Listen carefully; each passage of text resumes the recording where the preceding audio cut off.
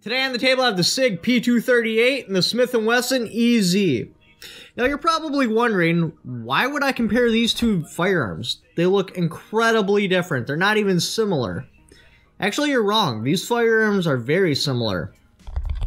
First, let's start with the price split. You're looking at a $205 difference. This firearm, the SIG P238, being $205 more than the Smith & Wesson EZ. Now the similarities, the SIG 238, this is a single action firearm with a manual safety. The 380 EZ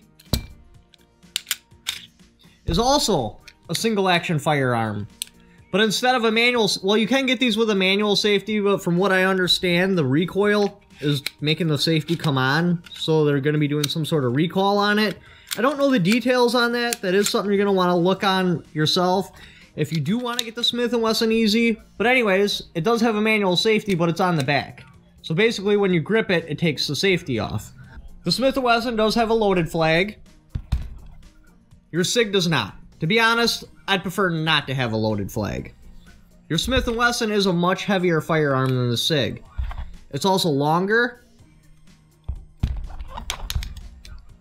taller, and they're pretty similar in width. I'll put the measurements there so you can see which one's fatter though.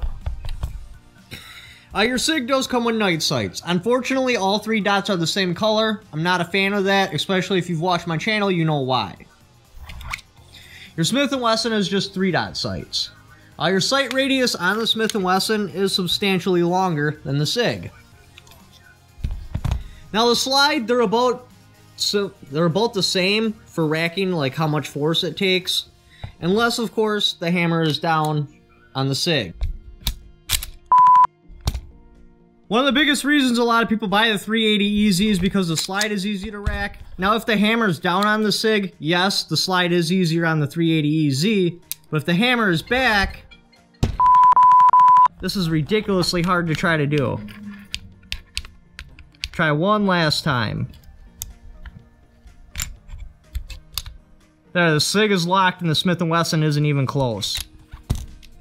Just as an example. Now, as you just seen, I kind of put a little gouge in the slide there, so either I'm going to have to try to sell this off at cost and hope somebody bites on it, or this is going to be my new carry gun. Wasn't my first choice, but I'm kind of out of options here. I'm really upset I did that. But it's all for science. It's for the better. Takedown of the firearms. This breaks down like a 1911. You have to basically line up this right there, and then you can pull it out.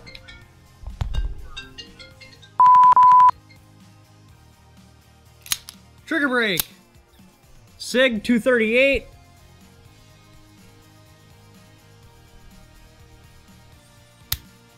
Doesn't break too bad. My front sight is nice and steady when the trigger breaks.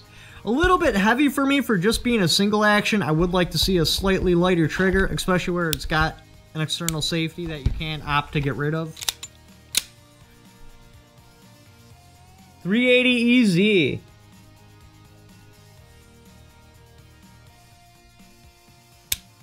Also breaks surprisingly good. The trigger is a little bit lighter than the SIG. Here's your reset.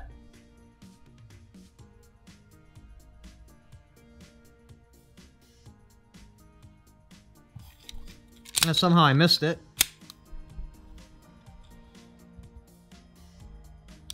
Right there. And then your brake again. Not too bad. Pretty respectable. SIG reset.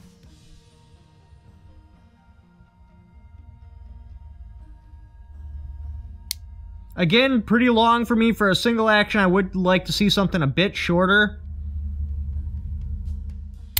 And then your brake again. Because I mean, as a single action, because of what you're giving up versus like a double single, there's no reason I can't have a really short reset and a really crisp trigger brake.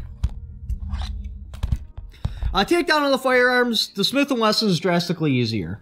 You're just going to lock your slide to the rear, flip your lever down, take out the magazine, slide comes off. Easy peasy lemon squeezy. Now the SIG, on the other hand, that's a bit different. This breaks down like a 1911. You have to line this little mark up with this pin, then push it out, then you have an extra part laying there. I'm just not a fan of that. I'd really much rather have the breakdown of the Smith & Wesson. Now, the Smith & Wesson does have a 2-round advantage over the SIG. This you're looking at 6+1. This you're looking at 8+1. When you purchase the firearms with the SIG, you actually get a pretty nice case. Now, because this is a carry gun, I mean, yeah, this could be a range toy, and you'd probably really enjoy it as a range toy, especially where it's got a decent trigger break. Then, like, I can kind of see the case, but as a carry gun, the case is useless, but you do get it. You do get a very high-quality magazine. It does not... It doesn't have an anti-tilt follower, but it doesn't tilt that much. So that is something to be aware of. You get range flag, gun lock, sticker, owner. Pretty, you get a holster. Pretty nice. And the other video I had showed that the holster, like, if you hook this wrong, it can take your firearm out of battery. Definitely be careful of that. You're gonna want to make sure it don't, because the safety does not lock the slide. But to be honest, I'd rather the safety not lock the slide. So then I can unload this with it being on safety. The SIG kind of has a polished feed ramp. I've seen better. Smith & Wesson, they did a really good polish on the feed ramp. Is that going to make that big of a difference? I don't know. You know, you'd have to do reliability testing to know for sure. Like I said, this is probably going to wind up being my carry gun, so if that's the case, then we'll find out. The magazine on the Smith & Wesson does have an anti-tilt follower, and it has a little lever on the side that makes it very easy to load. Now the Smith & Wesson, the slide release, it's not actually a slide release, it's a slide stop, which I think is poorly designed because of how this firearm is put together to make it easy as possible for the user. It should have a nice big fat slide release like the SIG. Very easy to hit. But it has a slide stop, and it's pretty tough. Most girls probably ain't going to be able to do that, but you can just slingshot it. As you just noticed, the skin of my thumb pushing on the slide is enough to slow it down. I think this may have issues if it were to get dirty, or you shoot a lot of rounds to it and you don't clean it, because that's not much force at all. I mean, I can hold it with my thumb. Yes, I can do it with this one too, but there's a lot more forward force, if that makes any sense. I think this will handle much more abuse than the Smith & Wesson, but this isn't really designed as like a high round count firearm anyway. This is more for like a beginner firearm. Now, Smith & Wesson, you do get a tack rail. That's pretty cool. Unfortunately, I believe if you were to put one on the SIG, it would totally ruin the styling, and I wouldn't like it anyway. Controls. Mag release. Normal shooting position, very easy to hit. It goes in pretty nice too. There's one sticky point right here, but that's it. As I showed in my other video, that one, like, you would have needed a rubber mallet to insert the magazine. Mag button, very easy to use, but going in, it's a bear. I mean, it takes a lot of force. You're better off coming in, leaving it down a little bit, and just slapping it. It's really the only way to do it. Before you buy your SIG, because they cost so much, make sure to very thoroughly inspect it at the shop. Make sure the magazine goes in and out easy. Also, this one has night sights. The first one I had in here was supposed to have night sights, but it didn't, so confirm. Does it have night sights? Does the magazine go in and out easy? If you can't just put it in like this without any troubles, don't buy it. For whatever reason, that firearm had a problem. It did get sent back. Controls with your Smith & Wesson. Mag release, little far forward, but very hittable. Totally doable. You can do that just fine. Takedown, like I said, much easier on the Smith & Wesson. When you purchase the Smith & Wesson, you get a second magazine, range flag, and a cardboard box. If you are going to make the Smith & Wesson your carry gun, then the box or case really doesn't matter, because it's going to be on you. It'll never be in there. But if you're going to have it as a range toy, you are probably going to have to buy a case for the Smith & Wesson. But whatever, not that big of a deal. Now, what would I purchase out of the two firearms? To To be honest, that $200 price split makes it really hard to pick this. But this is a much higher quality firearm. It just screams quality, like the wood grips, how it's all put together. The fit and finish of it, you know, minus the ding I just put on there. The night sights, trigger brake's pretty decent. But it does have a manual thumb safety. Not really a fan of that. I would much rather like have this a double single and this just be a decocker. But if it was the choice of the manual thumb safety over this, you know, you're pretty much in the same boat. Even if I did draw this and I go to engage something, I'm like, oh, safety's on. It would be easy to fix and remedy, but that still is something stopping you. I don't like that. Just the fact that this is just a single action, I'm kind of like, eh. And then you also have the issue of this huge space where the hammer is. It's very possible a pocket lint or some sort of object could get caught in there. Maybe you draw it like you're just shooting from the hip, but your shirt's in there and it stops it from firing. No, then you're gonna have problems. It also does have a lesser capacity over the Smith & Wesson.